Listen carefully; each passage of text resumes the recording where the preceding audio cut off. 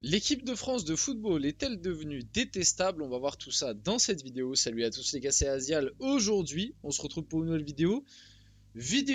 On va réagir un petit peu à l'actualité. J'avoue que je m'attendais pas de base à parler de ce sujet-là et qu'on mette ce sujet-là sur la table, mais c'est revenu pas mal de fois ces derniers temps, notamment par rapport aux dernières prestations de l'équipe de France et surtout aux derniers scores d'audience de l'équipe de France de football qui ont été comparés du coup aux audiences de l'équipe de France de rugby et ça a créé des petits débats, des confrontations, et à l'heure actuelle, ça, je trouve, ça devient un peu malsain parce qu'on est en train de partir sur euh, sur des arguments qui n'ont rien à voir avec le sportif. Alors que pour moi, il peut y avoir un débat sportif autour de tout ça, même si personnellement, je m'y connais pas hyper bien en rugby, mais je peux parler un petit peu de l'équipe de France de football et dire par exemple pour moi ce qui va pas et ce qui fait chuter les audiences. Le souci c'est que vous vous doutez bien, il y a de la récupération autour de tout ça et ça essaye de faire des débats qui n'ont pas lieu d'être sur les audiences et pourquoi l'équipe de France de foot fait des moins bons scores que le rugby. Donc dans cette vidéo, vous l'avez bien compris, on va pas du tout rentrer là-dedans, pardon. Mais moi, je vais donner mon avis et dire pour moi ce qui va pas par rapport à l'équipe de France de foot depuis un petit moment et qui fait que les audiences de l'équipe de France de football sont en chute, tu vois, sont vraiment en baisse. Et ça, c'est quelque chose qui est notable et dont il faut parler. Avant que la vidéo commence, n'hésitez pas à la liker, à commenter, à partager et à vous abonner. Ça fait toujours plaisir et ça aide pour le développement de la chaîne. Et nous, on va pouvoir y aller dès maintenant. J'ai pas plus de choses à rajouter dans l'intro. D'habitude, j'aime bien un petit peu discuter. Bon, là, on va aller directement dans le vif de la vidéo, sachant qu'en plus, l'intro est déjà quand même un peu conséquente. Donc, Cyril Hanouna a déclaré: il y a deux France, celle du rugby et celle du foot, c'est fou la différence, même l'amour pour le maillot. Alors, vous doutez bien, pardon, ce que ça essaye de faire, hein, sans trop le cacher non plus. Vous vous doutez bien, l'équipe de France de football par rapport à celle du rugby, ça essaye de comparer un petit peu et de diviser encore une fois. Je trouve ça très triste parce que justement le sport c'est censé unir, vraiment c'est censé être le truc le plus fédérateur, genre c'est vraiment le sport, voilà, c'est à chaque compétition on le voit très bien, c'est le truc qui arrive le plus à unir les gens. Et là, on essaye même maintenant dans le sport de diviser en fonction, en comparant les sports, en t'expliquant que le rugby représente une telle partie de la France et le foot une autre partie. Je trouve ça absolument honteux, hein, mais bon, chacun son avis sur la question. Moi, je vais pas rentrer là-dedans. Moi, je vais parler vraiment de sportif. Comme je vous l'ai dit, je peux pas plus discuter que ça sur le rugby parce que c'est pas ma zone. Je connais deux trois trucs, je regarde de temps en temps les grosses affiches. Voilà, par exemple le France Nouvelle-Zélande de rugby, j'ai vu quelques images et tout passer, très sympa. Mais je suis pas du tout un expert.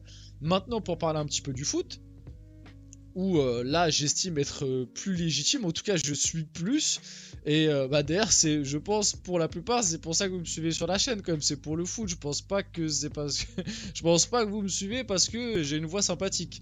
Donc moi pour le foot, je l'ai dit depuis pas mal de temps, le problème de cette équipe de France déjà, c'est clairement purement sportivement déjà le jeu proposé qui est de pire en pire. C'est-à-dire que déjà sous Deschamps, on n'a jamais eu un football très chatoyant, mais il est vraiment de pire en pire. C'est-à-dire que malgré tout, à l'époque, t'avais un petit peu de joueurs frissons, t'avais quelques résultats sympas à des moments. Là, quand même, ça fait un long moment que t'as pas eu cette petite étincelle. Bah franchement depuis la Coupe du Monde 2022. Si juste après la Coupe du Monde 2022 t'avais eu un 4-0 face aux Pays-Bas, certains vont me dire il y a le 14-0 face à Gibraltar, mais bon, enfin, c'est Gibraltar, mais oui, ok, il y a le 14-0 face à Gibraltar, qui est un peu iconique, mais on va dire que depuis la Coupe du Monde 2022, c'est un petit peu tout, quoi. Alors que t'avais des affiches quand même pour proposer des choses intéressantes.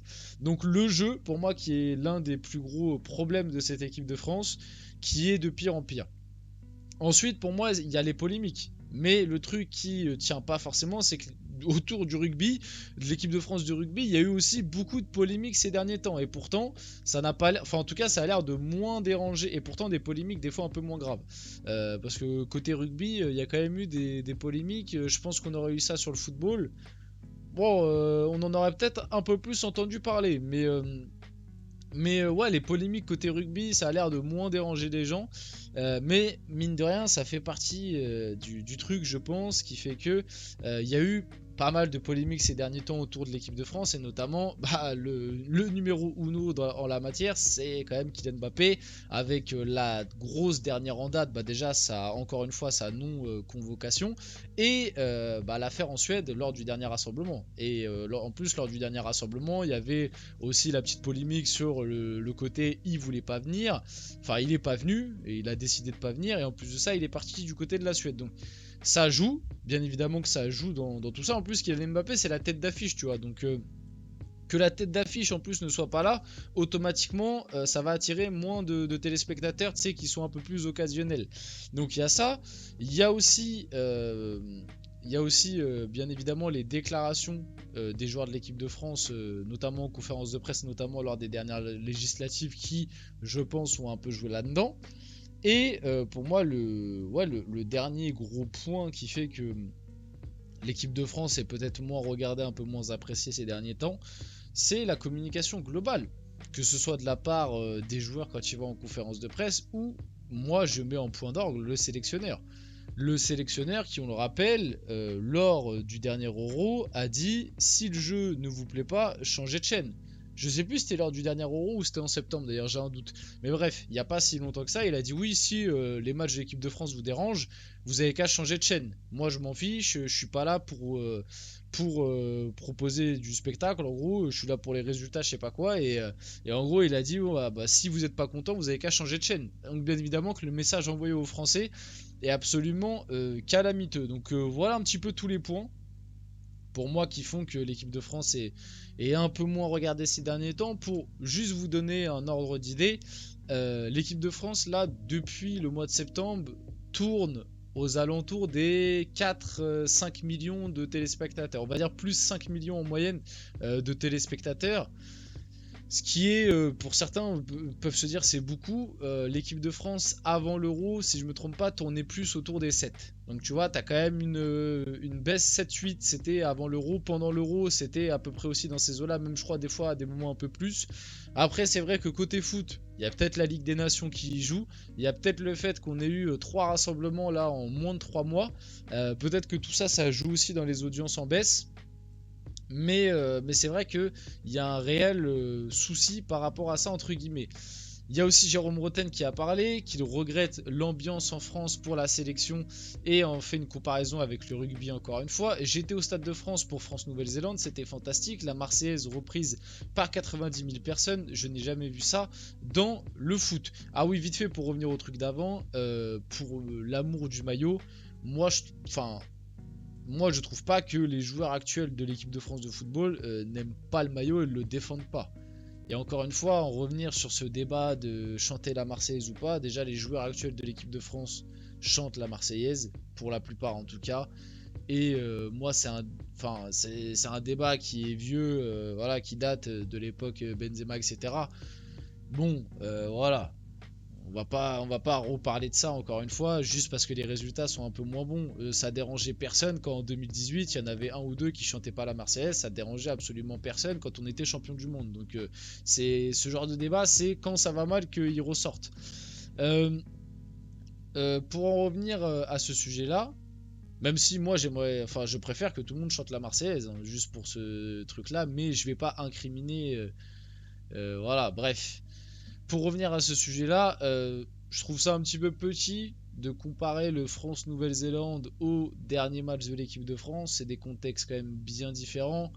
Le dernier match, le France-Israël, on connaît tous le contexte. On savait très bien que le stade n'allait pas être rempli. Et d'ailleurs, ça a été un petit four. Hein, parce que de base, ça s'attendait à 20 000 personnes. Au final, il n'y avait que 13 000. Donc, il y a eu clairement un boycott. Hein. Il y a eu clairement un boycott. Et comparer ça en plus à un France-Nouvelle-Zélande qui, en gros, à l'échelle du foot, c'est comme si demain, tu avais France-Argentine ou France-Brésil. ou ce style de rencontre-là. Bon, voilà quoi, c'est un peu petit. Je pense que si demain t'as France-Brésil avec toutes les stars qui sont là, avec Mbappé qui est là, avec Neymar qui est là, etc. Je pense pas que tu fais 5 millions de téléspectateurs. Je pense que t'en fais beaucoup plus. Même si France-Brésil c'est peut-être pas plus le meilleur exemple parce que le Brésil est plus forcément au top, mais t'as compris l'idée. Si demain il y a France-Argentine, je pense pas que ça fait 5 millions de téléspectateurs. Je pense que tu tables plus dans les 7-8, voire peut-être même plus. Donc voilà. On finit la vidéo là-dessus. J'espère que cette vidéo vous a plu. Si c'est le cas, n'hésitez pas à la liker, commenter, partager et vous abonner. Les gars, c'était Asial. On se retrouve très rapidement pour une prochaine vidéo.